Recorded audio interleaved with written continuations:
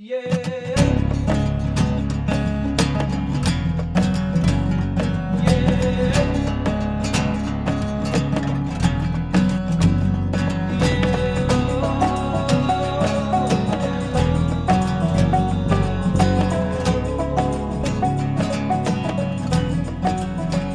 to the Internet Podcast. I'm one of your hosts, Byron Pace. I'm another one, Daryl Pace. It is very windy today. Yeah, we're getting the tail end to our North American listeners who have been smashed by a hurricane in the last couple of days. We're getting the arse end of your hurricane now. But the thing is, now, we watched the news. In fact, it was hilarious with the, I don't know if anyone else has seen, type in, I know what you're gonna say. weatherman, like weatherman exaggerating wind on YouTube. It's hilarious. This guy, It's the most ridiculous thing I've ever seen. You know, pretending that it's a way to blow him over, holding onto a lamppost kind of thing, and then the two guys just stroll past In him shorts. in shorts and t-shirts, strolling past. The thing is you see these winds on the hurricanes, and don't be wrong, I'm not taking anything away from the seriousness of what actually does happen with the rising water and the flooding and everything, because that is terrible. But it's when they talk about the winds of like 90 mile an hour winds or 110 mile an hour winds, that's just a normal day on some of our hills. And sometimes, yeah. Sometimes, and nothing gets moved. Like we make our stuff out of stone for a reason, so it doesn't blow over. I don't know. Maybe houses in the States they seem to be all made out of wood. Quite wooden. Yeah, quite a lot of light wooden construction. But it has been pretty, from the stuff I've seen on the news. It's been pretty bad, not just in America, but also the Philippines and they've lost China. a lot of houses there. Yeah, it has been a pretty serious storm. But I think it is season now, isn't it? It's like storm season. So. Monsoon season. Yeah. Daryl did rush out of the office earlier today as the top. We were like in the upstairs of a garage where our office is, and the whole building was shaking a little bit with the wind. And he did rush outside very quickly to see if his beehives were still upright. Yeah, no, they're like in a sheltered part of the garden, so I wasn't too concerned. They've got rocks on top of them, but I know that, you know, typically I'm probably going to strap them down for winter, but I went to see because it's probably, I don't know, 450 mile an hour? I think the gust's probably more than that. Maybe a bit more right now. And I was just rushing out to see if I needed to put a strap on them, but they are strategically put, the beehives, where they are kind of covered on three sides, so they're pretty sheltered. And the bees, I didn't see a single bee coming out today. I'm not surprised. I don't think a bee could fly in there. I think if a bee came out of the hive, it would be like a drone in this weather. It would just disappear and you'd never see him again. Again.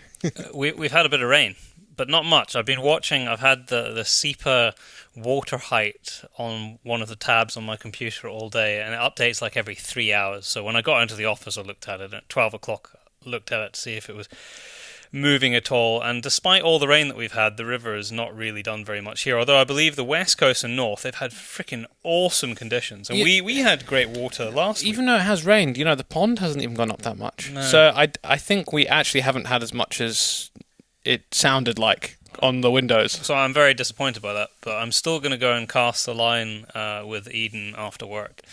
Now, it's come up like 35 centimetres. 35 centimetres.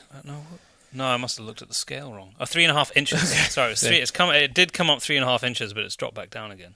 It might be enough to get a few fish through. I hope so. I did get salmon last week, though. Yeah, you did. We were fishing up at Glenmorrison, up at Loch Ness side, and I haven't done a lot of salmon fishing this year, maybe like 3 days, and 2 of them there was no water in the river. So it's the first time this year with proper water in the river, and out of 3 days, I got 1 salmon. And I caught my first ever trout on fly rod the week before, and I caught... That was on the Don? That was on the Don, and then I caught about 5 or 6 pike, not on the fly rod. But we were trying on the fly rod for the pike as well, but they just weren't going for it. Boy, oh boy, did our cousin get a cracking brown trout. He was fishing for salmon, same river, slightly different place to where I got my salmon, further downstream. And he was bringing up a fly underneath the trees, and he got smashed by this brown trout, and it was probably just short.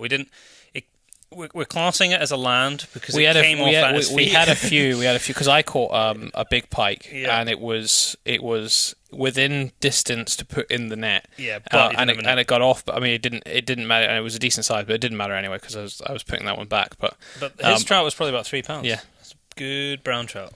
Oh, that is cool. Should we move on to the prizes now? Yes, so we have a winner from our competition 2 weeks ago, which was to win a Hornady reloading mug. And we had a lot of entries. Reloading with Rosie. Yeah, it's a Hornady reloading mug, but it's a reloading with Rosie mug. Yeah. Tons of entries. And we have a winner. John Bailey. Well done, John. Now, John Bailey has just... I'm not sure whether was it a revamp or a new shooting store that he just opened. I think he said new shooting store. So I think it's Bailey's Shooting Supplies, I think. So down south, over the wall. So congratulations, John, and we are expecting a picture of your Reloading with Rosie mug in your new shop. We'll even throw in some podcast stickers to put in the new shop. And one in your window would be one very in cool. your window, there we go. So that's it, congrats. And we got a new competition. We do. And the new competition is we do get some very random prizes. You're going to love it. It's for a front door mat, or a door mat for anywhere in your house. It doesn't have to be the front door. And is it a CZ one? It is. CZ rifles. It depends. Your wife or your partner might not want you to have a big CZ maybe front not door on the mat, front door, but maybe in your shooting room or your garage door, or garage door, or boot room, or the dog room, or something like that. Yeah, but potentially, or you could just have it in your front door. You could do, and if it could be a talking point. I'm looking forward to the picture of the location of whoever wins it in 2 weeks' time. Yeah, we actually have a few of these. Yeah, we've got maybe half a dozen. Half a dozen of these front door mat kind of things. So in the next year, there's going to be a few more to give away. I think I need to kind of keep one for myself because I got 2 CZs. I got a 1.7 HMR and a 2.2. So really, we need one for the office, I think. Well, you can keep 1 or 2 for when your dog eats the front door mat. I went through 3 front door mats at my parents' place when they looked after my dog. I don't know why he went through this phase of eating door mats.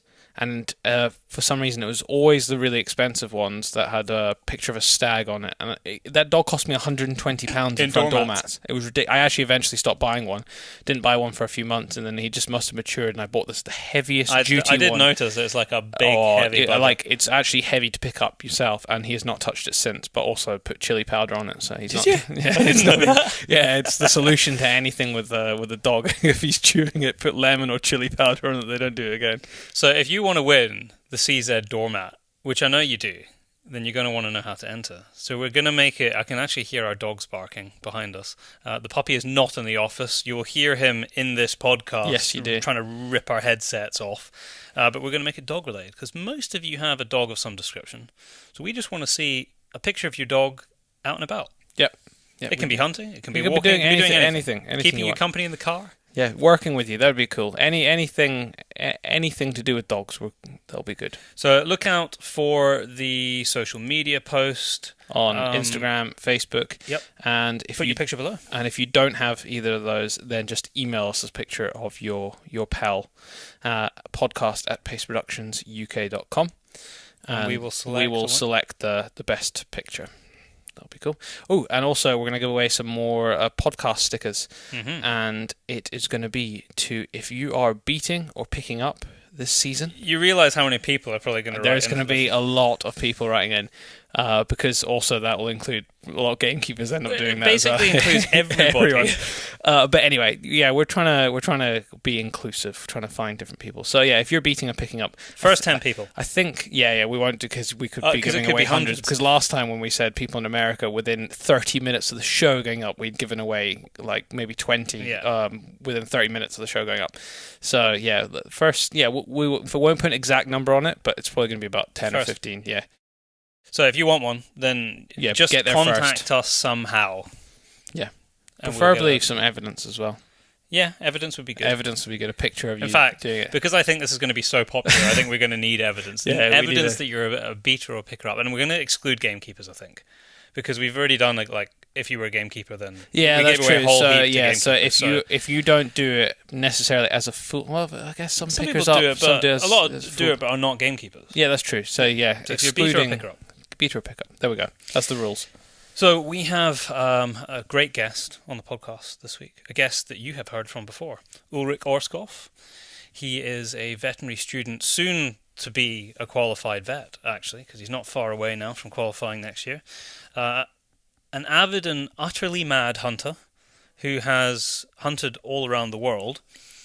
And he also won he won 2 categories at this year's DNA Film Festival in May this year. Yes, he did, yeah. He won the amateur category, and he also won the top prize for the MOTV Emerging Film Talent Bursary, which was a cash prize of £5,000. And for his amateur category, he was handed a minox, like a top-end minox and a pair of binoculars. Yeah, very cool. It's the kind of prize that I wish I'd I know. I'd won. So we talked to him a little bit about that. Yeah, see what we do, kind of a difference that's made to him, what the evening was like. And then we go on to talk about his recent adventures in Zambia. And his dissertation. Yeah, really super interesting stuff that he's doing for his dissertation. If you're into stalking or you like deer, you're going to be fascinated by it.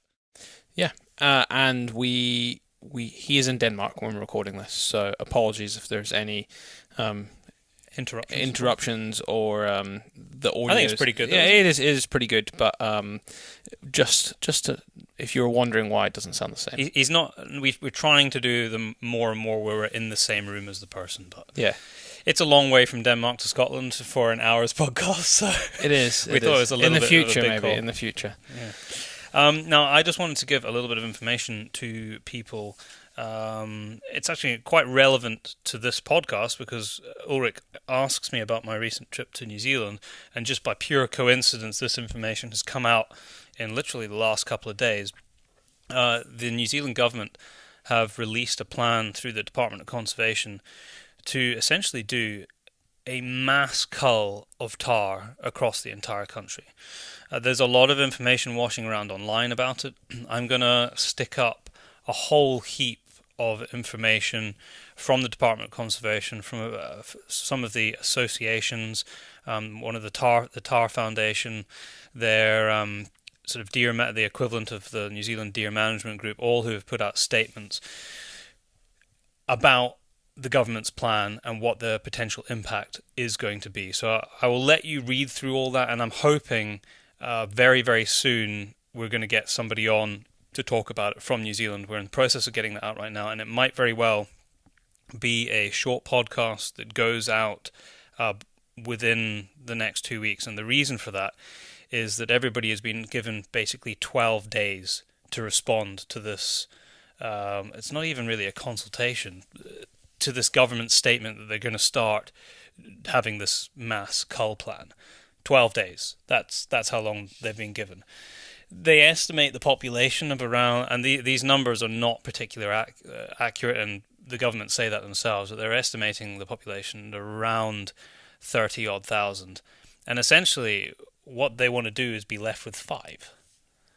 They want to cull almost 20,000 in the next few months. They've already killed 3,000 in the Mount Cook Range. Yep, where I did some of the filming and photography recently for the trip. That's insane. That's like, you try and get your head around that mass slaughter.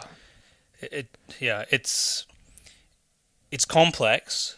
It is complex. The tahr do cause habitat issues in places, but the concern is here that the tahr as a species have been given zero value by the government and seen only entirely as a pest with no benefit to the people of New Zealand. And clearly zero consideration to the standing of tahr globally as a species. Now, I touched on this in the podcast that I did with Byron. If you go back and have a listen to that, we talk a little bit about tahr and where they fit in a global context, because the IUCN actually has them registered as threatened within their native range, but the population in New Zealand does very well. And we also talk about it at some length in the podcast that I recorded in New Zealand with Joseph Peters, who I was there with for the longest period of time. So go back and check out those 2 podcasts if you want to have a slightly more of an overview of what's going on there. But those 2 podcasts were recorded 2 months before this recent information has come up by the government, but we do talk about it. And in fact, and this is kind of preemptive to the statement that came out 2 days ago, I have an article about that trip and about Tahr and management in the next issue of Modern Huntsman, which is going to be out, I think, sometime in October, which is going to be too late for this being implemented, but that's coming. That it shows you that it was in people's minds even long before the government have taken this stance. So I urge you to go and read about it. Make your own call, read the information, take the time. Even if you never plan to go to New Zealand, it's a kind of a dangerous precedent to be set by any government. And in the information that some of the organisations have put out, they've also given a whole heap of email addresses that you can. We'll share some stuff. So people can send to these email addresses your concerns as an international hunter. Yeah, they're saying that could be the end of Tahr hunting in New Zealand from a sort of commercial basis. Yeah, it's kind of insane that they haven't really put any monetary value on them. They don't care. No, they don't. So yeah, that was about all I wanted to say on that. And hopefully we'll be hearing from somebody who knows a lot more about it than I do, who's actually on the ground very, very soon. Yeah, I am off to Norway next week. Fly out on Monday, come back the following Sunday, and be after some moose and grouse. You're gonna hopefully get to hunt grouse. Is it actually grouse or is it ptarmigan you're hunting? I think it's grouse. Yeah, grouse. Hopefully I'll actually get to pull the trigger on the grouse, but I should be in the hills most of the week, and I'm sure. Is it opening day of moose season? Yeah. So the day that I am there, so I think it's. So basically, I have 1 day to get to where I need to be for opening day. For the opening day, which is fine because it's not too far away. It's at Lisa's parents' place in the mountains, and then I imagine the opening day, everyone will be out. So yeah, that's going to be really cool. We were actually driving back through Norway on opening day about 3 years ago. This time 3 years ago, and every 30 minutes or so, we would drive another 30 minutes further on, and we would go past a big group of hunters waiting to go into the forest. Yeah, I've never seen anything like it. So I've never been on a moose hunt before. I'm not pulling the trigger. I'm just documenting it. So it's going to be interesting. And new life experience for you. It is, and I know that I'm going to be fed extraordinarily well while I'm there. So the food is always good. Well, I'm expecting an update. I'm going to have to do a podcast with you about your experience when you come back. Yeah, I know. Yeah, I honestly, because I know what goes on. I've read about it, but I've never been on one, so it's going to be a totally new experience, and also the whole aspect of so many people being involved in. How many days hunting is it? I don't know. I guess they keep going out until their tags are done. So hopefully before you come back, somebody will get a moose on the ground. But it's very specific, remember. It's like a 3-year-old this, so it could be 2 days before you get one. That's exciting. Yeah. Can't wait to see the pictures. Yeah, that's going to be... I hope the weather's good for you. I'm praying that this will be the storm, and then... They don't have any snow, do they? No snow. No. So I did ask that question, but it's a bit early still for snow. And then we're the following week off to Ireland. Is it the following week? So there's a week, and then to Ireland. Well, there you go. And currently, we're busy doing some bits and pieces of work, but it's literally a stone's throw from the office. Yeah, we've been out. I've done it before, but it's still magical. It doesn't matter how many times I do it, and that is grouse over pointers. Yeah, definitely. So good. It has to be one of the best ways to hunt red grouse. I'm a fan. Yeah. I'm sold on the concept. I'm also sold on the relaxed style of it. There just feels like a lot less pressure on the day. So we were on Ganachie Estate, which is just up Glen Esk. I wasn't pulling the trigger on this. Neither of us were. We just watch it. We're just observers. We're making that statement, not actually hunting ourselves, but just being part of the day and taking photos and a bit of film. Yeah. But yeah, they run a beautiful day, and like Daryl says, it's so chilled out, and everyone takes their turn to go behind the dog, wait for it to point, move in, flush just birds, having all those dogs working as well. There's maybe 6-7 dogs with one pointer working at a time, and they're swapping over the dogs all the time because it's hard going for them. And it's just great seeing those dogs work, and the spaniels. They've got some well-trained dogs. I mean, the spaniels, I was so impressed with them. They're just, the furthest they go is a meter away, and they're not even looking where they're going. They're just looking back at the boss. Do you know, I actually asked Colin, who was one of the gamekeepers there, who was doing most of the working of the dogs. I said, when my pup gets a bit older and I get to the point of actually doing some serious training, I said, I think I'm going to have to come to you, Colin, for some advice. And he said, I mean, he was kind of half joking, but there's a serious element to it. He said, most of it's just about being consistent. Like being consistent with the dog about what you expect from it. Yeah. But I'm still going to go and see him for some advice because his dogs are fantastic. No, they're fantastic dogs. In fact, there's been a couple of pictures of his dogs up on Instagram. Yes, they have, yeah. Yeah, the picture, which is a few pictures back now, was put up I think last week, and there's some golden labs and some spaniels all sitting in the heather. Those are his dogs. They are all his dogs. And they'd been sat there when I took that picture. They'd been sat there probably for about 20 minutes because we were having lunch, and apart from sort of standing up to like find a comfy spot, they didn't move at all. Yeah, no, that's very impressive. Very impressive. And with all that said, I think we're done. We are done. Time for you to listen to Ulrik. It is. Enjoy the show, and we will speak to you again later on. Well, hopefully, I won't have to interrupt you while we're doing this podcast, but there is a little puppy in the office, and sometimes he causes trouble, and he has been sleeping for the last hour, so it's very possible. That sounds like me. I had a nap too. I had the I just finished my daily nap routine. So now you're about to start causing trouble. I'm just going to keep talking and Do you actually have a daily nap, middle of the day routine? I do, and it's pretty good. Is that because you're studying late? No, not really. I wish that was the reason. No, it's I think I started after.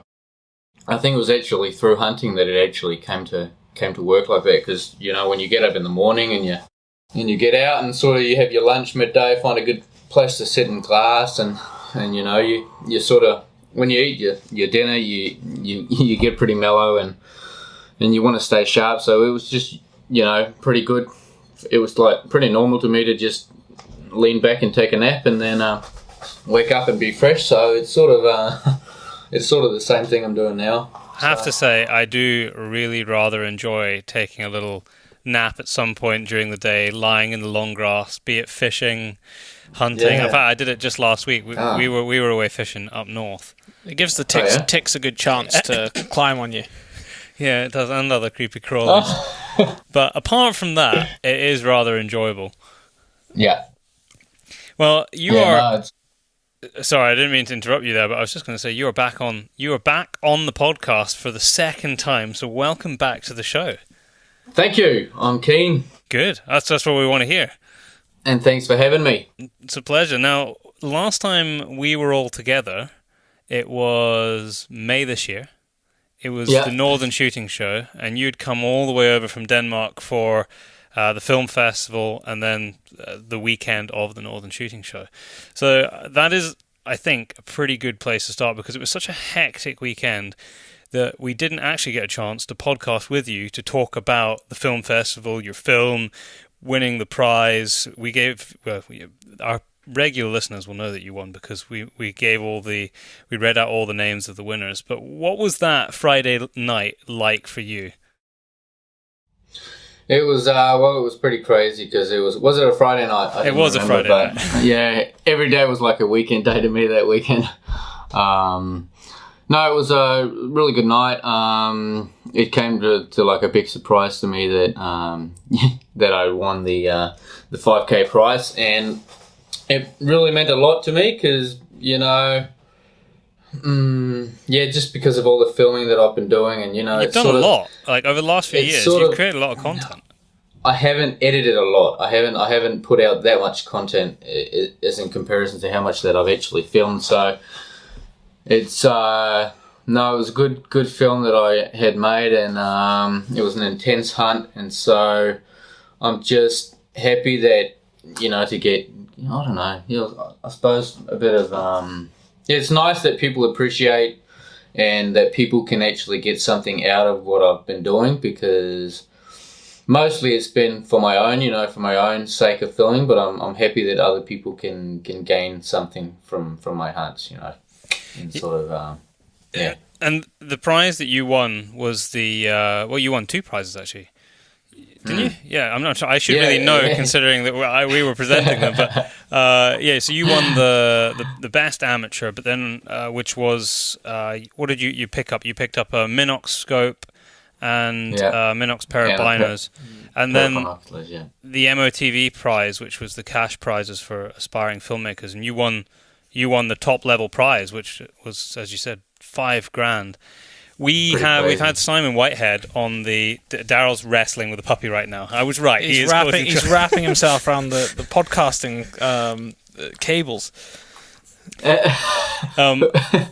Dear me, Torrin. I really wish you'd go back to sleep. He's been sleeping all day. That's the problem. And now he wakes up. We had Simon Whitehead on the podcast in the weeks after he won, and he was explaining what that kind of cash injection was going to enable him to do as a filmmaker, as an aspiring filmmaker. For you, what kind of difference does that make? Because receiving money is always nice, but in this kind of world that we work in and live in the outdoor space, particularly in the hunting space, in filmmaking, it's not easy. No, it's a tight budget when you're trying to, when you're traveling and when you're studying and when you want to spend money on something else as well. But I mean, I'm working on the side as well. But I mean, 5Ks of British pounds is quite a big prize, and so it's going to mean a lot to me, and it's going to mean that I'm going to be able to just keep doing what I've been doing, and just make it easier that way, and invest in, probably I'll be investing in a couple lenses, or maybe just one lens, maybe a new DSLR camera as well. I didn't manage to get one before I went to Africa just now, but because I know we were talking about it, weren't we? You were asking about cameras and stuff, and all the stuff that you'd filmed prior was on like a little handycam, wasn't it? Yeah, it was. Yeah, mostly. But yeah, I've got some good fill-in footage now with my DSLR camera now, and so that's pretty neat. And it's just going to take a lot of time editing. So, but hey, I'm keen to get into it, and I've already started with sort of a trailer thing. And I've got some epic drone footage from there. I'm really keen to put that out. So, no, I'm loving it. So good. It's been really good. And thank you so much. It was a crazy weekend. It was that. It was pretty hectic. You're right. It was. I mean, the Nordic shooting show is always a really busy show for us. But the film festival on the Friday night, and everybody there, and then we had that big dinner with everyone around the table, which was really great to have everybody in the same room, like a smaller group of people who were at the film festival, all enjoying dinner and just talking shit together. It was great. Yeah. Now, if people remember from your previous guest slot on the podcast, they will recall that you are a student vet who was also a hunter. Now, you're getting towards the end of your veterinary studies. You're writing your thesis right now, aren't you? Yep, I'm finishing in February. How's that going? I should be. February, March. No, going pretty good. I'm reading up on a lot of background studies or background knowledge on ruminants and the physiology, and we're writing on the microbiota of rhodia. So the contents of the bacterial composition in the stomach, and I think it's going to be the large intestine of the rhodia, and so we're going to look at the composition, and we're going to look at how they change. And especially how they change when you feed them grain. So that's a tendency that we do in, I don't know how many countries that do it, but I think it's quite widespread to feed the rhodia, especially during the wintertime with grain. And so we're going to see how it affects the stomach and the composition of bacteria. That's interesting, because that is very interesting. Well, here we don't deliberately feed them grain, but they eat a lot of grain during the winter months because of a lot of grain being put out for pheasants and partridges, and roe deer inherently always hammer the feeders. Yeah. And you just take a bit of a free feed for them, but you might harvest some roe deer during the season. But how are you doing those tests? I'm curious to know how you're actually sampling that. So the samples have already been done, and they were all sampled in January. So after hunts. So planned hunts were taking place and veterinarians were there to take the samples. And so it's just straight after the kill, they go in and take a sample, take the stomach out, the intestine out, and freeze it down on liquid nitrogen. And so we've got the samples now, all the stomachs. We've got 80 Rhodia stomachs right now in the cooler, in the freezer, waiting for us to do some more, like all the bacterial samples of the fluids and that have been taken, but we need to do some microscopy as well on the papilla of the rumen. So they've got a lining on the inside of the rumen to sort of absorb the nutrients from what they're fermenting in the stomach.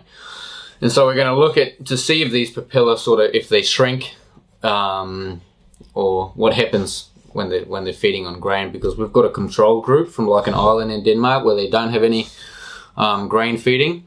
So we're going to see if there's any change in that. And we're going to see also, because we've had on an island here in Denmark, Funen, we've had a lot of Rhodia die, and it's been so weird because usually when you have a population that dies out, it sort of bounces back up after like say 5 years if it's like a virus or something that kicks in, but this, it took like 5 years and it decimated heavily. But then the past 10 years since the heavy decimation, it's just kept going down at a slower rate, but it keeps just going down, and it just baffles everyone looking at these numbers. And so it's a pretty, everyone's talking about it, and what are we going to do about it, and this and that. So we might even be able to actually see something from the stomach of these Rhodia from Funen to be able to see if they've got a different composition of bacteria in the stomach, which could be pretty interesting. Wow. So that is fascinating. Do you have any kind of this is probably not the thing you would do as a scientist, but do you have any expectation of what you might find? Is there any previous evidence to do with grain-fed Rhodia? I mean, people, it's common knowledge that feeding grain, especially if you only feed in a few places, that grain will be, that like making a feed plot will actually, it's like a ground for spreading disease as well in between the Rhodia, because the diseased Rhodia and the weak Rhodia will go and carry diseases to the feedlot as well, and it's like a single point, isn't it? High density of eating. It is, yeah. So I mean, that's one negative point for it. Another negative point is that the stomach is not really meant to be digesting grain. It's not meant to be digesting that. So the way you have to do it is sort of, you have to start feeding them earlier in the summer, and then you go into, and because the stomach gets used to this to these acids, what it does, it lowers the pH, and so you get a very acidous environment, and it can ruin the stomach lining, and you'll get bacteria going into the bloodstream, and they'll actually die from acidosis and getting bacteria in the bloodstream. If you feed in the wintertime, and they'll go into the grain and they'll eat like a handful, 2 handfuls, and they'll die the next day from it. So I really didn't know that. That's not something I was expecting to learn today. That wasn't where I thought the podcast was going to go, but I am sure everybody's going to learn something from that. I mean, I've seen it before with when Rhodia just hone in on one particular food source, they can get pretty ill. I've seen it with oilseed rape. Just the rape leaves just as they come up, especially if you get a covering of snow, and they manage to clear that, or when it's the weather's just getting a bit harder, and they're either eating that or neeps, turnips, and they can really start to scat bad if they're eating that and just gorging themselves on it. Yep. No, it'll happen as well in the springtime. When you get the fresh spring growth, if it happens all of a sudden, if you've got the seasonal change all of a sudden, and they'll be running around with diarrhea for 2-3 weeks maybe, or before the stomach gets used to it. So it's going to be interesting to see what happens. And I'd appreciate it once you get, and I'm sure our listeners would as well, once you finish all of your research, if you can fire that all over to us, or better still, come on the podcast again and tell us the results, because I think people will be fascinated to know. Yes, no doubt I will. And they're actually talking about now, because they're so baffled about what's going on. Like, they've done heaps of studies on these deceased animals. The only clinical signs is that they have this massive diarrhea, and they're just really skinny and poor condition, and then nothing else, like pathology just doesn't really show up on anything. So and the reproduction keeps going. Like they've done the studies on that as well. So they keep getting the fawns out, but then somehow the fawns disappear, like they die off for some reason. So they've now been talking about getting permits to actually go out and kill fawns to do tests on those to see what's going on. And this is all on this island that you're talking about? Yep. So I was actually asked if I was willing to do that, be the baby killer, but I don't really know if I'd be able to. Oh, that would be horrible, eh? It would be a horrible thing. And then, having to go out and kill those. Jesus. But you can understand. Almost reminds me of Africa when I shot a baby bushbuck. No, it wasn't really a baby, but it was a small one. I sort of. Is this your trip now that you've just done? Yeah. No. Well, I want to get to that. We definitely need to touch base on this again because I want to learn more myself. But since you bring up Africa as part of your studies, although I'm sure it was just a pretty good excuse to go over there and do some hunting myself, you've just been. Was it Zambia you went to? Yep, it was. That was Africa for the first time for you, if I'm not mistaken. How much did it blow your mind? No, it was really awesome, eh? It was really... the first thing that hit me was just the contrast to our society and the Western world, the poverty and all that. And getting to learn the daily... Like, the wage they get. I mean, they have a daily wage of, 10 days of 10 days of work amounts to 1 hour of what I can, earn. So it's just crazy. And... So you get really appreciative. I've become really appreciative. But you see, I mean, these people live in the society, in the poor society, and all they see is poverty around them. So I suppose it's they don't know if I don't know. They only know the reality they live in. So I think they're pretty, you know what I mean. It's not like they go around and sad all the time because they're normally pretty happy. The guys, but yeah, but it's no, a little bit pretty happy. Yeah, it's a little bit more of a subsistence lifestyle there, though, than we have certainly. Yeah, there's much less pop into the shops. Yeah, and I can like I'll tell you, I wouldn't mind living a simple lifestyle like that. I mean, I wouldn't mind eating something else than just maize meal all the time, but. Besides from that, I mean, living a simple lifestyle sort of appeals to me as well. So that's the primitive hunter in you right there. I suppose. But what were you doing there? Tell people a little bit about that, because I saw just from the few pictures that you put up that you were doing some game capture, and I did some quite a few years ago now, and I remember just being just so in awe of the operation, and the first time that I started to... probably more than 15 years ago, really start to learn all the species, which it's such a long list compared to what we have here. Yeah, it's a pretty big big list. How did you find that? So again, the species, or the whole thing. I mean, you were doing game capture, which is on a scale in Africa that it doesn't really exist with the exception of a few small examples in Europe. And then on top of that, you got all these brand new species for you. Yeah, no, it was pretty crazy. Like a lot of the bush actually reminded me of Northern Australia, so it seemed kind of familiar.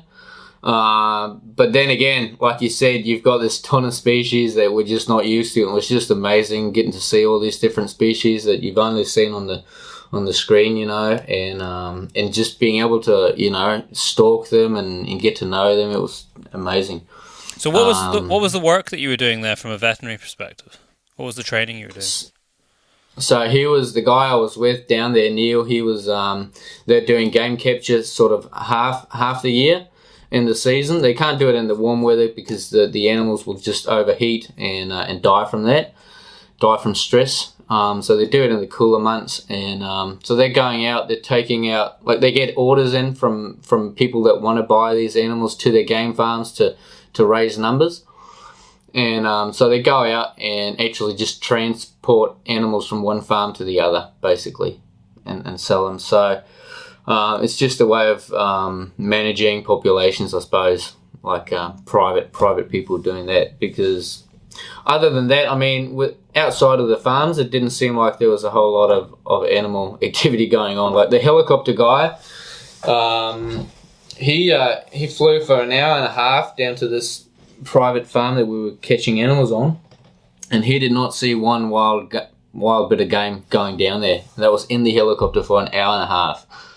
I mean, and it just, 30, 40 years ago, it would have been completely different. But now, as the populations have grown from 3 to 13 million, the people just they want the meat. And I don't really blame them, and I suppose that's just the way it goes when poverty and a lot of people come out, and so that's what happened. Yeah, it's hard to talk about conservation when people are hungry. Yeah, it is. Yeah, it's hard to say don't kill the wildlife when you're starving. Yeah. Yeah, it's interesting what you bring up there, which is that, and it's on another level when you go over the border into South Africa, because there's even more large private farms and they kind of butt onto one another, and they're all full of game. But they're full of game because they're purposely full of game, and there is big fences. And okay, we're talking about farms, which is what they call them there, which anybody in the UK might be frowning at slightly, but it's farms on a very big scale. I mean, you could be talking 5,000 hectares for the a one farm. The one I was on was 17,000, so there you big go. Scale. Yeah. And you've got paid people protecting the animals with firearms. I mean, there was poachers killed while I was there, and it's a weird situation being in, and I can't, for some at some like. It's hard to blame the poachers going in there, you know what I mean? To some extent. I mean, they don't have the knowledge, they don't have they've got is poverty, and they want to make a living, whatever. You don't know the situation this poacher's in. I mean, he could be, struggling with his family.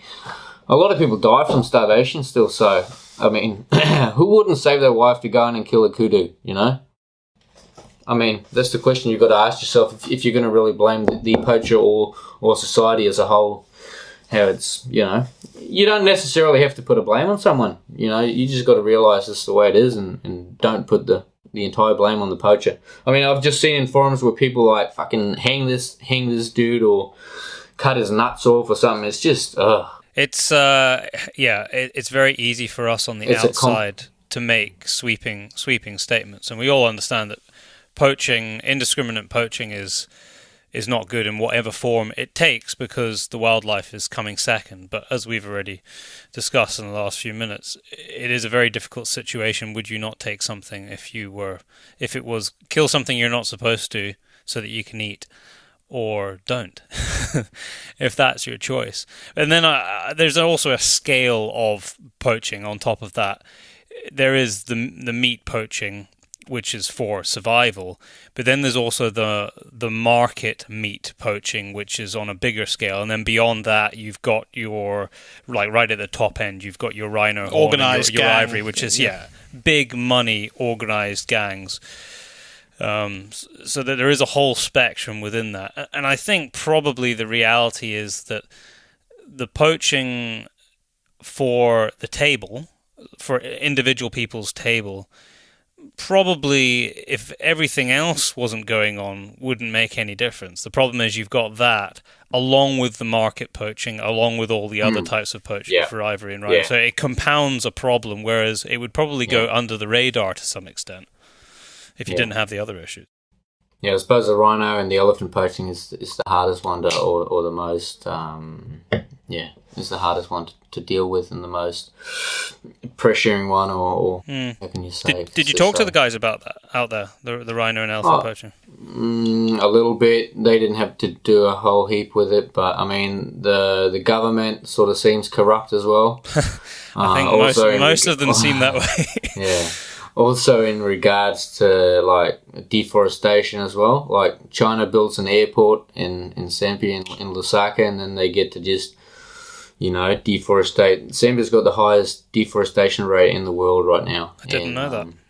Yeah, and so they're taking this teak tree for no money and exporting it, and horrible. But yeah, that's I didn't. Well, I was well aware that China have their claws deep into the continent of Africa, but I didn't realise the level of deforestation going on in Zambia right now. That's an interesting one. I'll have to look into that a bit more. And it is because you'd been to Zambia as well, wasn't it? Yeah, but a long time ago though. Yeah. a long time ago. I think before there was any kind of Chinese influence there. And it Yeah. is changing the landscape. I know that I had friends that I was in the Caprivi with up in the north of Namibia quite a few years ago. And he was saying to me in the last 5 years, because of Chinese investment and kind of almost like a second colonization, it's changing the landscape up there completely. And I can't imagine it's going to do the wildlife very much good either. No. Man is ruining it. So, which is why it's even more important to have hunting come in and bring the money that it's already doing to conserve this wildlife. Because you really see it down there. When you get down there, you really see it. No wildlife outside of the fences, and that's just the way it is. So I just feel really privileged to be able to go down and actually just stay amongst these species and hunt them. And just amazing. Amazing. How were you capturing the game? Was it in corrals, or were you darting them? So we did one bit of darting, not a whole lot, one electric bull. But it was like building, they had bomas back at the private place, but then they built like this massive big cone, like sort of like a triangle out in the field, 2 fence lines, and then a couple 3 meters tall probably. And then this guy, he herds in this bit of wild game, whatever it is, and then he makes a siren noise when he comes past these first 2 points, and then guys run in with curtains behind the animals and close it off, and he keeps pushing them all the way up into the race, and people keep closing gates all the way down. So I was running the gates as well, and then when they get up into the truck, he comes up on the truck, the vet, and sedates them. Did you run the suicide gate, the last one? Yeah, I actually didn't. No, I didn't do that one. No, no, it was pretty intense. No, I did the other one, the one before that, and so I got a bit of footage of the animals running in and a bit of footage of the animals in the cage, and it's actually surprising how relaxed they are. You know, when they seem so relaxed when they're in the gate, like. Because they don't, the fence is so high, they don't even try and challenge it. Yeah. It seems like a solid wall to them, so they're actually pretty calm when they're with the rest of the group. Yeah. So, but you need to handle them in a certain way to not stress them too much, and they're actually given a sedative that lasts for 7 days. So, yeah. So they're pretty chilled for the week. They're pretty chilled for the week, having a good stoner there in the truck. Yeah, no. So it was quite the experience. What antelope were you catching? Hartebeest. It was eland. That's a big animal. It was big animals. Beautiful animals. And then they've got the impala. They did a bit of buffalo, not when I was there, further north. And then what else they get? A couple more. I can't really remember. But you also had a chance to do a bit of hunting, though. It was in the same kind of place that you were working. Yeah, pretty similar. It was actually on his friend's farm. So this vet guy that I hooked up with him through Instagram actually. So amazing. You need to go watch that one because he darts this giraffe that's got a bit of wire tangled around its neck, and his dad films it, and you've got these 10 guys running in with rope around the legs of this giraffe, and it just tumbles over, and he runs in and sedates it, gets this thing clipped off his neck, gets the antidote going, and then off it goes again. And it's been watched a million times, millions and millions of times on Facebook and this and that. And I'll have to check that out. He sold the story to the media, and yeah. So they're a tricky. We darted quite a few giraffe, and they are a tricky animal to dart and tranquilize and get down, and also bloody dangerous. But yeah. No, he was pretty good at it. So it turned out well. I rode this guy. Jesus, I want to do that. And no, we'd been riding a bit back and forth about New Zealand because he wanted to hunt New Zealand as well. So. And then we organised for me to come down, and he dropped me off. He ended up dropping me off with his friend, Gavin, and I stayed with Gavin for 12 days, and I just hunted on his land for 12 days straight in the river, and yeah, it was crazy. It's amazing the people you meet around the globe with hunting as the common thing that pulls people together, and the amazing opportunities that just seem to unfold with great people. I know exactly the kind of... I've had very similar experiences to what you're talking about now, and it's amazing, these guys and girls who've never met you before, but there's this sort of common bond, and it's fantastic. It's amazing how generous people are as well. Yeah. No, completely blown by that, just letting me out on his land. Yep, go for your life. So what did you have a chance to hunt? Because you got up close and personal with some pretty cool critters while you're out there. Yeah, I think first off was I got close to baboons, probably into 30 metres, got close to impalas into 30 metres as well. Then I started getting close to the bushbucks, and then I really, put the stalk on quite a few bushbucks, and eventually I found this really neat spot where I could climb a tree and just sit and wait in ambush because there was heaps of good trails running below it, and I ended up having a shot at a bushbuck after, 3-4 days or something. He was walking out at 20 metres, and I was turning myself a bit in the tree as he came walking, and it was getting more and more awkward in my shooting position.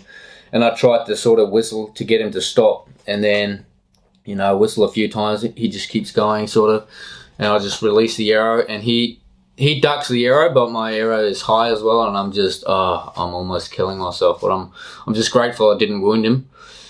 But it was just, my shooting has been coming off a bit lately. Like I flunked the Danish, like I had to you have to do the test every 5 years to show that you're still efficient with the bow. So I flunked that one because you get really nervous when you do the test, especially because it's like, if you flunk this test, you can't bow hunt. It's basically what it amounts to. It's a lot of pressure. So it is. It was a lot of pressure. So I flunked that one. I can't imagine. I was just going to say, I can't imagine a dude like you, and I know you can shoot, and you do a lot of hunting, that it's at a level of difficulty that it's possible for someone like you to not pass it. No, it's a difficult test, mate. It's not easy, and look, I had more pressure on me doing that test than I do when I'm out hunting. Like I'm more relaxed when I'm taking the shot on an animal than I was on those paper plates. So it's just mental, and yeah. What is the test? What is the test? Yeah, is it like different distances, and do you have to do it under certain time conditions, or? Yeah, you have to hit 5 out of 6 shots, which is fair enough. Like, it's fair enough. It's a good test. It's not that I'm saying it's too hard. It's good that it's hard. You have to hit 5 out of 6 targets, and it's roe deer targets, so it's got to be within the vital area. So it's like a thin black line of about 20 centimeters in diameter. And so you shoot from between 12 and 25 meters on these. So it's like 12, 15, 17, 18, 20, 22, 24 meters. Yeah. And it's a different test that's for a recurve, isn't it? No, that's for all bows. And all bows. If you pass with the recurve, you can only recurve hunt. So now I took the test with the compound as well. So now I can bow hunt again in Denmark with the compound. So. Was that? I was going to ask you that because I saw you with the compound the other day in a picture. Was that your motivation, or had it always been on your plan to go and start shooting with the compound? Yeah, that was also the plan, especially now that, and this is the first time that's happened in a long time. I think in the Danish history of hunting legislation that we've actually gained something in the hunting on the hunting side. So now we can bow hunt bigger deer species, so fallow and red deer we can now take with the bow and arrow, which we couldn't before. We could only kill as big as roe deer before. So that's pretty epic. Do you have to... Got different... Sorry, Ulrik. I was going to say, is that why you are shooting the compound, because you need the higher poundage? Yeah. Okay. Yeah, you need the energy, and you need the you need more energy. That's it. So there's a weight restriction on. It's got to be 33 gram arrow, so fairly heavy arrow, and which is what I'm shooting already. Like, I'm shooting a heavy arrow, but yeah. No, it's going to be pretty exciting, and I'm going to do a fallow bow hunt now in I think 3 weeks' time, on a small island here with the compound. So I'm getting getting my training in to do that, which is going to be it's going to be pretty good. It's going to be filmed for television. Oh, really? Tell us more. Yeah. Well, what can you tell us about it? I can tell you about it. So it's like a Danish TV production company. They've been doing hunting TV for ages, and it's pretty well known. But now they want to get a bit of boning in it, and so they asked me if I wanted to join in and do some boning in front of the camera, and I said yes. Why not? So what's the premise of the show? Is it a hunting show? It's a hunting show, yeah, and it's going to be shown on Danish TV, DK4 it's called in Denmark, and then it's going to be sent to Italian and Russian and Spanish TV as well. So it's going to get quite a large reach on it. So next time we'll speak to your agent then. Oh yeah, yep. Go talk to them. Maybe you could actually come and do some filming if we might be able to arrange something. Sounds like a plan. Filming some boning, yep, could be a plan. Because actually, right now we might be in need of a photographer for the Danish one. We'll see what happens. I've got another guy online, which I think he might be the one doing it. But otherwise, I'll give you a ring. We can do the job interview off the podcast. Yeah, we'll do that. No, that's going to be exciting. So I'll do that one for Fallow Buck in Denmark, and then I'll be doing one in Spain for Ibex probably. Oh wow! Which is going to be with the recurve, and then probably Africa, someplace in Africa, not sure where yet. Is this all for the show? So all for the show, yeah. So it's going to be four shows of 25 minutes each. And the 4 shows are going to get a reach of 6 million, so it's pretty hectic. That is nuts. And it is nuts. Mainstream TV, is it? It's going to be on hunting channels, I think. I mean, the Danish one is not really a hunting channel, but the other ones, it seemed like they were hunting channels. So yeah. Huh. Oh well, I look forward to seeing that. Hopefully, there'll be an English version. Yep, I think they'll be online too. Yep. So you should be able to. It's called Hunters Magazine TV. In TV. I will look it up. HuntersMagazine.tv. I think that's the one. Yep. So you're just about to become a qualified vet, and now you're becoming a hunting film star. Yeah, hunting film star. Not sure. It depends what I go on there and do in front of the camera. So. How did you find shooting the recurve? The compound compared to the recurve in terms of your mindset, because I know we've talked about it before, not just with you on the podcast, but the kind of thinking and instinctiveness of a recurve. Yeah. Now I find that, I mean, once you've done enough repetitions with the compound, you will get into that sort of instinctive mode as well. It will just become repetition, likewise with the recurve. You know what I mean? The only thing is you've got this peep and you've got the sight, but once you're accustomed to that, once you got to know it, I mean, it can be pretty fluent. And as long as you don't extend your range beyond 30 meters, it's pretty much just two pins that you can use, and it's pretty straightforward. So I'm really looking forward to going and do some compound boning.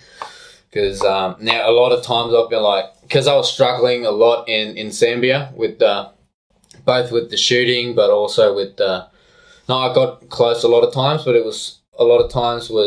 got to 25 or I got to 30, which is just outside of my range. And I mean, with the compound, I could have, if I wanted to, probably, I don't know, I could have killed probably 6, 7, 8 animals, you know. So it would have been a completely different story to the recurve. And I could have shot kudu, I could have shot heaps of different things with the compound. So you're not gonna leave the recurve behind, though. No. No, the recurve is always going to be probably my go-to. But I mean, every now and then when you sort of struggle and you're really getting hungry to get some meat on the ground, you know, I imagine myself picking up the compound and just getting the job done. Fill the freezer. Yeah, fill the freezer, yeah. Because you get a lot of the same. I mean, you get the stalking in as well, and you get the silence of the arrow. You get the quick, clean kill where the animal doesn't know what happened. I mean, a lot is so similar. A lot is so similar to the recurve. You just need to get that much closer with the recurve, and you need to practice that much more with your shooting. So I think I'm going to love both, to be honest. Did you manage to stuff your face with biltong while you're over there? Oh yeah, mate. Oh, we did heaps of biltong. It was awesome, man. Yeah. As soon as I got back, I went out and did roe jerky. So yeah, I'm actually eating that now. No, it was awesome. Yeah. You'd love the biltong too. Oh yeah, that was our teething ring. Yeah, when we were kids. Yeah, the first thing I look so for good. when I land in Africa is where's my bag of biltong. Yeah. No, I think I brought like a kilo home in the backpack of bushbuck biltong, actually. Yeah, fed it to my friends. It was really good. So, when we spoke last, I asked you if you had a kind of a feeling of the direction that your veterinary career might take you, and you came up with a whole heap of options. But you've done a lot since it was probably 2 years ago since actually you were on the podcast, and now you've done, you've been to Africa and you've experienced that. And I know that when I did all the game capture and dehorning of rhino and recollaring of elephants and stuff back in early 20s, I experienced that and I thought, oh my God, I wish I'd become a vet and headed out to Africa, and I did that on a daily basis because it was just incredible. It was like being in the sort of the SAS of wildlife management. That's what it felt like. So do you know where you want to go now, and having like experienced a bit of that, where do you think you're going to end up? Doing a bit of wildlife work could actually be part of it. Could definitely be because you get out and you get to, like you said, it's a different experience. So that could definitely be the go. I mean, I think when I finish now, I think it's going to be because it's such a steep learning curve and all that. I think, and I've got so much other stuff going on. I think it's going to be I'm going to do part-time vet work. Yeah. And then part-time hunting. I mean, I'm doing the bowhunting seminars as well, showing footage and this and that. And I mean, I teach hunting license courses. I write articles. And then I'm working on a sort of a restaurant game meat sort of concept at the moment, which is I want to do some more work on that, and I'm also going to probably be doing like a thing with horses. It's like a medical application that I'll be working on that with a friend of mine that's already a vet. So there's a lot of things going on, which is why I just can't do full-time vet work. It's nice to be busy. Yeah, it is nice, but sometimes that's my big job is to be able to say no and be able to manage, sort of what I get into, because all of a sudden I just have too many things going on, but. And I've got a girlfriend now, so that's, that takes a bit of time as well. So. I can't believe that there's finally you found a woman on this planet who can tame you. No. Is that not unbelievable? No, I don't think anybody can believe it. No, she's actually doing a bit of hunting as well. She's getting into it, yeah.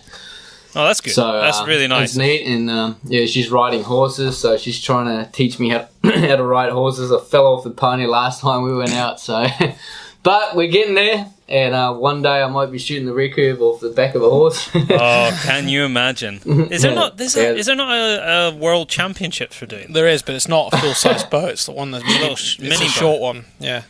There you go, Ulrik. I think that's aiming too high for me. Yeah, just as a complete sidetrack, and because I couldn't believe what I saw this morning. Just as I pitched up to work, just at the end of the road here, I see this like vehicle with its hazards coming on, driving quite slowly towards me on the other side, and then I see something like on the verge between the road and the fence running. It's like, what the hell is that? And as I get a bit closer, it's a miniature pony.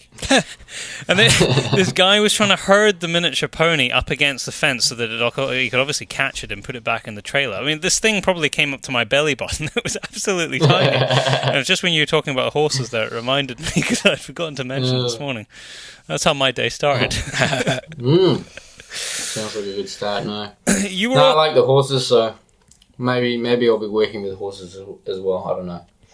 Oh well, you got lots of options. Lots of options ahead of you, and you're still a young man with a lot to do. I think I asked you this before actually, but not on the podcast. When you qualify as a vet in February, that means that you can work in nearly every country in the world, because a dog's a dog, a cat's a cat. Is that the case? No, it's not really the case because a lot of countries go by the accreditation of the states, and the states don't give the accreditation to the Danish degree of veterinary. So no, it's a real bummer, and it's for ridiculous reasons like the deacon not being a vet but being a human doctor, and like silly stuff like in some of the causes, girls and guys dressed in the same room. You know what I mean? That seems weird. Like change clothes in the same room, so and then stuff like that. But can you get it converted? And maybe because there's some monopoly thing. I don't know. I'm not sure what's going on, but so I can work in the UK. And you'd think that New Zealand would go by the UK, but I think you need to do like a big exam, and you have to pay like I wouldn't know, like 10,000 quid to take the exam. So there are definitely options, but you'll need to do a bit of work on it. But I'm not even sure, like, New Zealand would be an option for me, but I'm not even sure if I'd want to work while I'm in New Zealand. I mean, I'd probably want to go hunting and just, chill out while I'm there. So I was going to say, we know that you don't like New Zealand at all. Yep. No, it's a horrible country. Don't ever go, man. You just went. Hey, did you? Because I never seen a photo of a Tahr. Can you reveal to me? Did you get a Tahr down? Yes, I did. You did. Oh, well done. Good on you. I was waiting for that photo. We've not put them all up yet. There's a lot of pictures. Yeah, we barely put any up, and for a good reason. And the main reason is that there's a big article based around, there's two articles in the next volume of Modern Huntsman, and one of them is on New Zealand based around that trip. So as soon as they've sort of, which that's happening right now, once they take their sort of selection of pictures, we'll then start to put more up. I didn't want to start putting up the stuff and kind of spoil the surprise of the imagery for that publication coming out. But yeah, I think we'll once that's out, we'll start to tell a few stories and stuff online with the pictures. But I shot a 13.5-year-old bull Tahr on day 6 of 8 after looking at Tahr every day. And it was just it was something. It was one of those weird things where we'd made maybe 2 or 3 stalks onto bull Tahr, which we thought, could be takers, could be old. Joseph was very and is very particular about trying to find an old bull. And I said to him, look, I'm here. I want to tell a great story.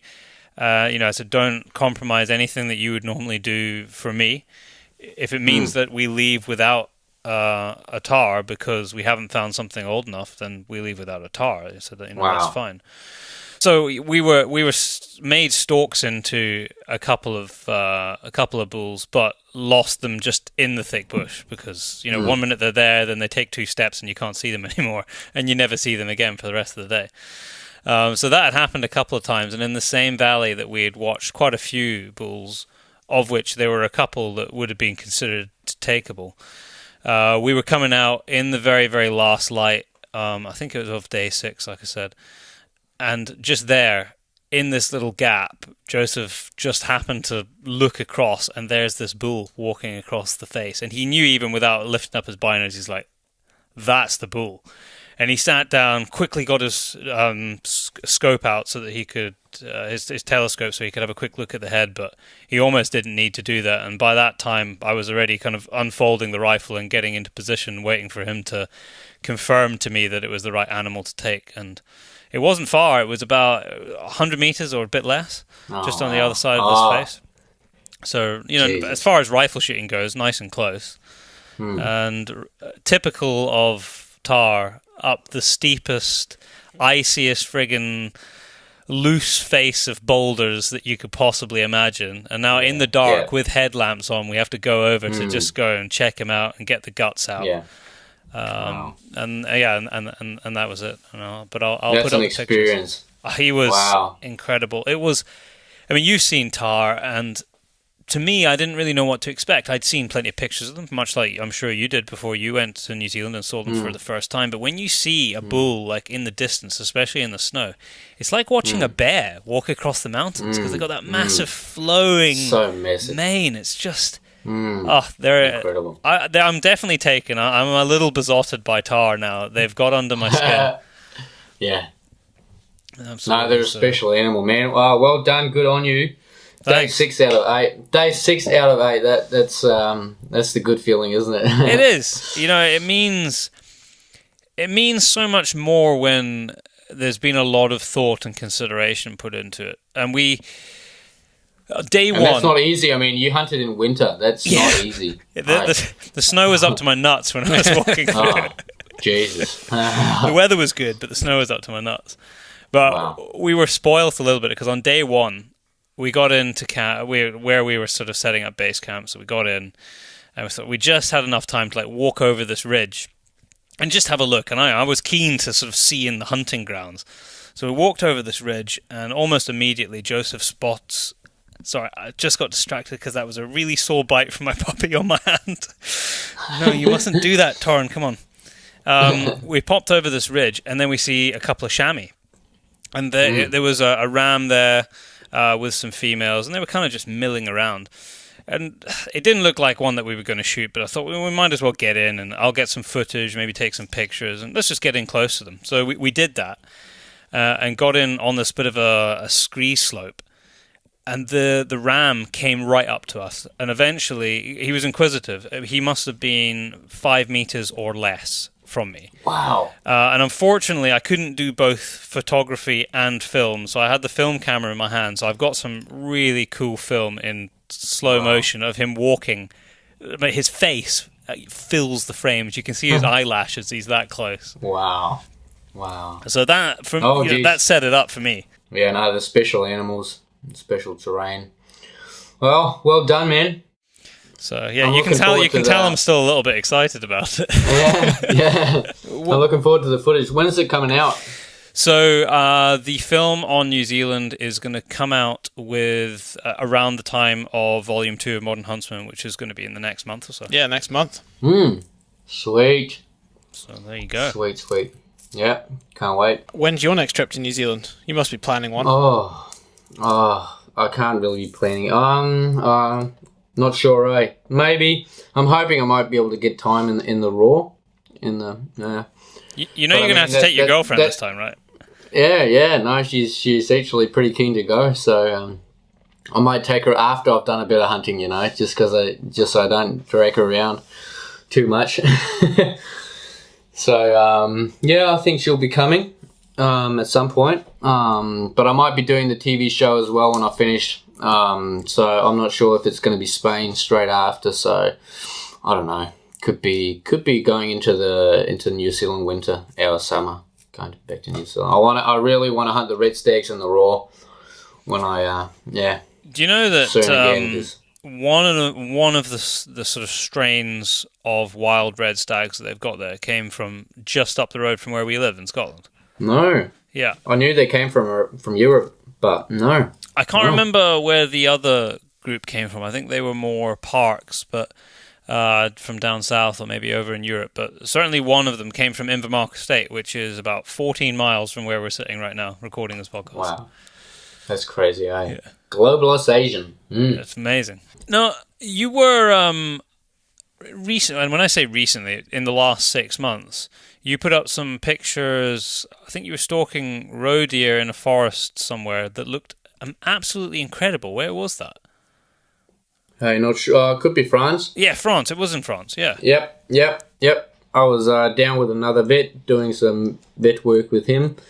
And he was a bowen as well. Crazy skilled photographer as well. He's done some out of this world photography of wildlife. And we started talking as well about hunting tahr and sham in New Zealand because he's done that as well. And so, he invited me down to come and stay with him. I ended up staying for 3 weeks, I think. And then we did some vet work, and I drove around with him. And, we went hunting on this private reserve for roebucks. And I managed to get a roebuck on the third day of the hunt. So, and I got it on film, and no, it was beautiful. 13-meter shot, sort of quartering on, and No, that was crazy. I did not think, because we only had 3 days in that reserve to get it done. So, and it was the last night, so it was really the final hour. I got it done. So I can see a common theme here of you going away to do work as a vet and then tagging hunting on the end of it. Yeah, no, I'm trying to puzzle everything together. No, it's working out pretty well. And him and I, we had so many things in common. It was crazy. It was everything from work to relationships to both of us lacking the similar teeth in the freaking mouth. It seemed like it was crazy. Cut from the same cloth. Crazy. Hey, cut from the same cloth. Yeah, it was weird, but so he might actually be the one coming up to film the fallow buck hunt that I'm going to do. But we'll probably be doing some more filming. What's the hunting like in France? The only hunting I've done in France was for boar, and it was just like on a fairly small private farm. Yeah. So I don't know really much of it, but that was private as well. I mean, I'm sure there's public land hunting as well, but I think most of it might be private. But it was a private reserve. They had the tags for it, and so we could just go out and bought the tag, and we could go out and kill a roebuck. So turned out pretty good. Yeah. I guess it's quite fairly easy because you don't need a license going in and out of countries for your bow, unlike a rifle. Yep, the bow is easy to take. Same with Africa. You don't need the license. You just need a hunting license. So, yeah, you need a license to actually hunt, but taking the actual weapon in and out is all good. Yeah. Well, that's pretty good. Yeah.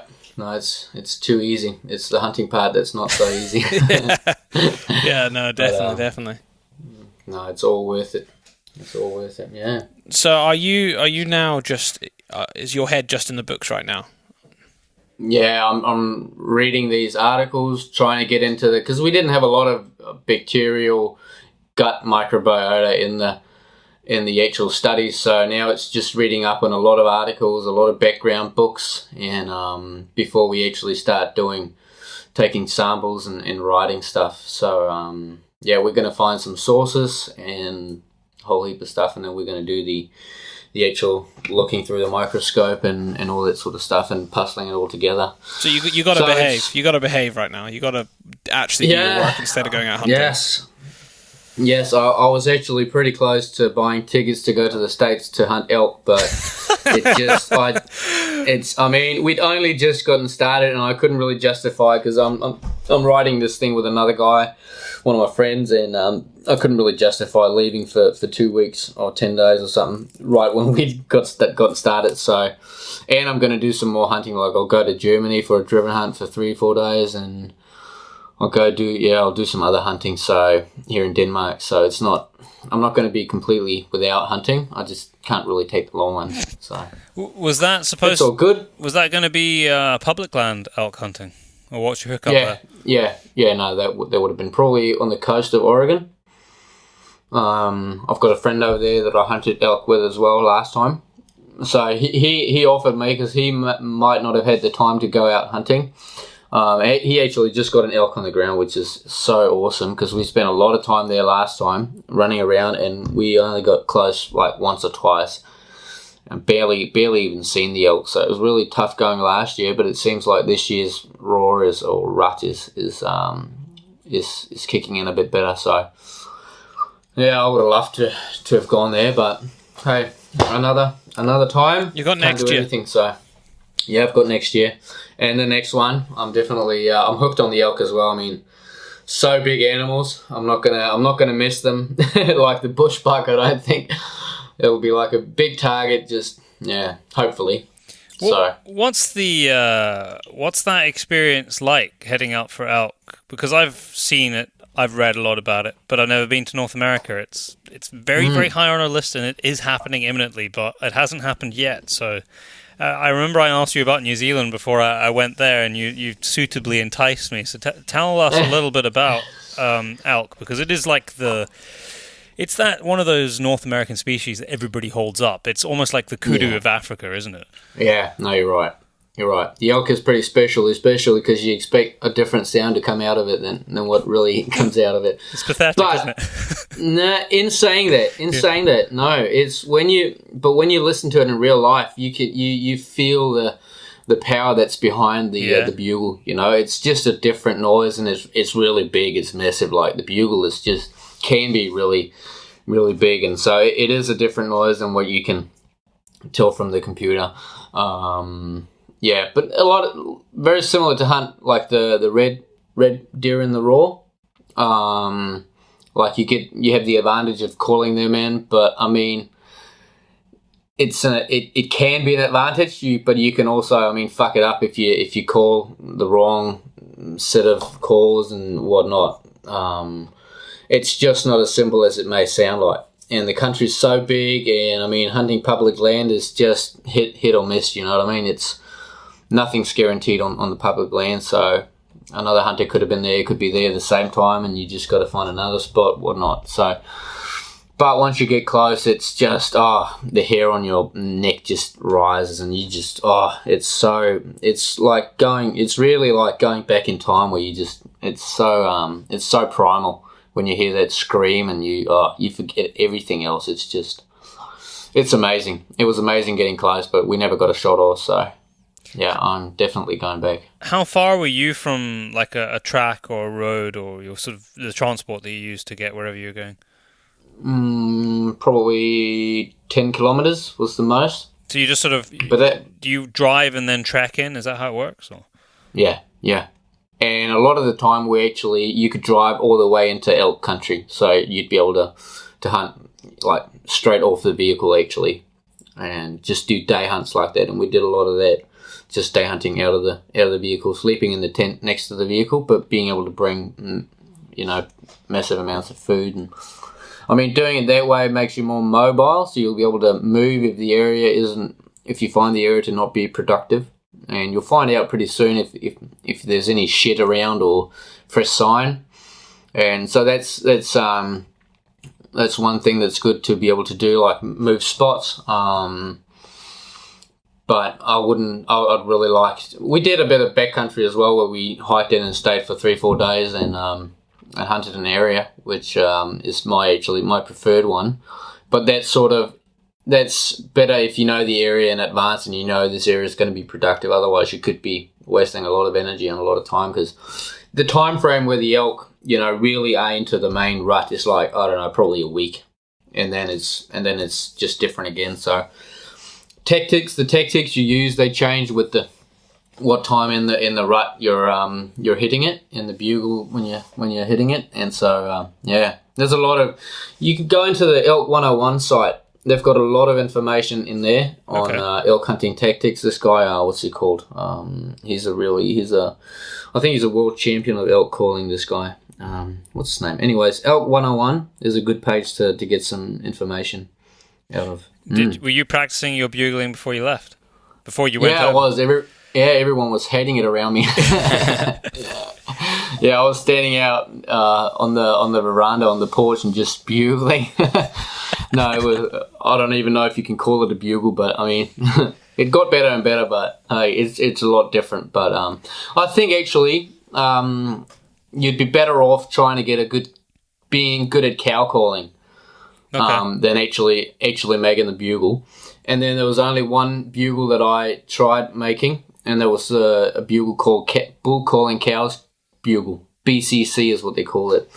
And that's basically the bull talking to the female. So imagine this guy, his name is, Joel Turner. You'll be able to look him up and see him explain it as well.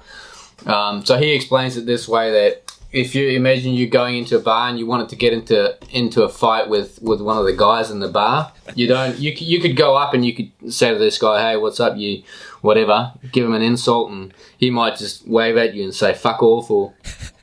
But the surefire way to get the response that you need is to go to the guy that's for sure with his girl in the bar, and you go up and you just completely ignore this guy and you only talk to his lady.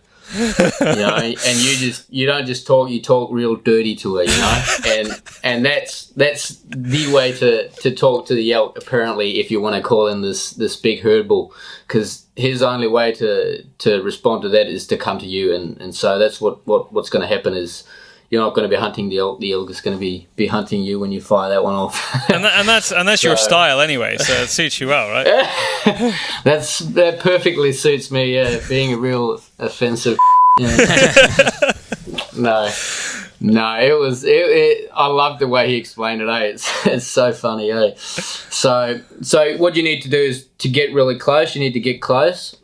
Because otherwise he might have the response to take the girls away. But if you're like within 80 meters, he's gonna probably most likely come to you, and he's gonna come puffed up, stiff-legged, and he's just gonna be only looking for that bull. He's not gonna be like if you call him in with a cow call or with another bull, just talking like a bull does.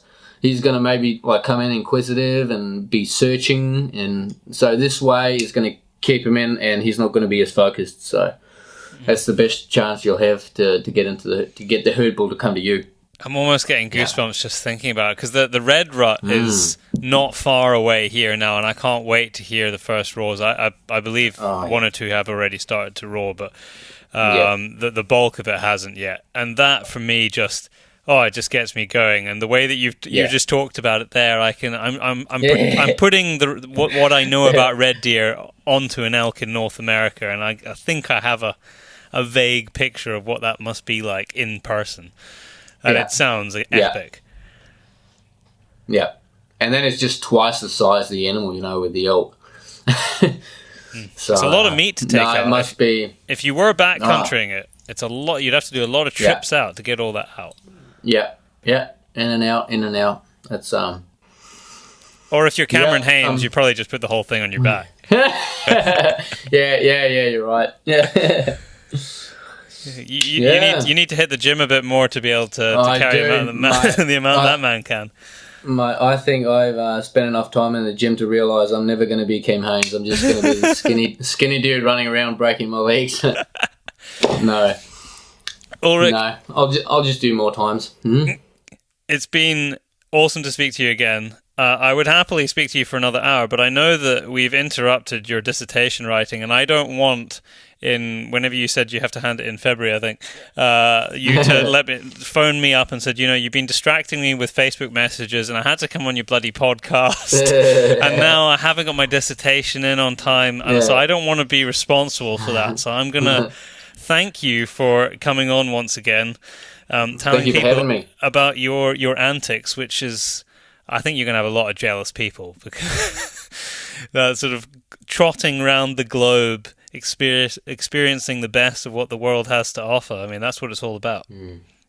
I mean, I've been, I'm pretty lucky, but I'm also, like, every time I get on the plane, I'm like, fuck, should you really be doing, like, I'm starting to think about global warming as well. Like, that's a thing in my head right now. I feel bad every time I take off in a plane. I seriously do. I quit eating beef now because of it. Have you really? So, yeah, I have. Yeah, I quit eating beef, and I'm probably going to maybe quit eating other stuff as well. So, probably never wild game. That's not going to be. So, I think you'll become more appreciative of the red wild game meat you eat when you don't get it from the beef. So, as well, that's another one. So, no, we'll see what happens. You need to buy a plot of land, and then you can plant trees. Plant trees and keep flying around like that. Like a crazy. Yeah, no, not easy, but it's hard to give that away now that I've tried it. I mean, I might be slowing down once I settle down a bit, So. Yeah. Once you settle down, I can't. Maybe when you're so old, you're forced to slow down. You'll settle down. I know. I remember the even younger Ulrik, and it hasn't got better. It's got worse. It has gotten worse. Yeah, it has. No, good, man. Thank you, guys. Well, take it easy, and we'll speak to you soon. Yeah, we'll stay in touch, bro. Cheers. Thank you for listening to the show. That's it for another 2 weeks. Don't forget that you can listen to the show on many different platforms. Just find the right one for you. Right now, Spotify is one of the best ones going, so get onto that. Super easy to use. Super easy to use. And if you would like to contact the show, it's podcast@paceproductionsuk.com. Follow us on social media. The Instagram we're very active on, so it is pace_brothers. And tag us in pictures and send us messages and comment. And we do look at all of them on Instagram, so just use that one. And on Facebook, podcast Into the Wilderness. I think that's what the page is called. Yep. And then we also have another podcast page, which is just our Pace Brothers page, which is non-podcast related stuff, but if you like the podcast, you'll probably like what's on there too. Indeed. If you want to read The Modern Huntsman or order it, then we are currently still taking pre-orders for the first batch that comes into the country, and it is on our online store, which is www. all the W's, which you know, thepacebrothers.com, and just click on shop and you'll see our other products there, which in the next few weeks, we're waiting on our design to come back from. She's been on holiday. She's been on holiday, so we're waiting for her to come back, and then her big task when we come back is new products for the shop, and all in time for Christmas. All in time for Christmas. So we're gonna have some new things out in time for Christmas. We've actually just ordered a new load of coffee because I just noticed yesterday when we were shipping out coffee that the Gilly was almost sold out. So we've got more coming. If you haven't tried our coffee and you like coffee, get on it. Because we also give a pound of every bag goes towards conservation with the Gilly. It's salmon and trout conservation. Just salmon and trout conservation, of which there is also a Scottish arm. And for the McNab, it goes to the Game and Wildlife Conservation Trust. Yep, and we are constantly reviewing how we can make everything cheaper. So today I got a phone call back from the Royal Mail 6 months, a whole 6 months after I put in the inquiry. Efficient. Very efficient. He did apologise for the delay, and I was like, oh, it's okay, it's kind of forgotten you even existed, but and we're trying to sort out cheaper mailing so that we can pass on the savings for you, because the cheaper we can send it, then the better for everyone. We have about 20 to 30 issues of Volume 1 in the country at the moment of Modern Huntsman.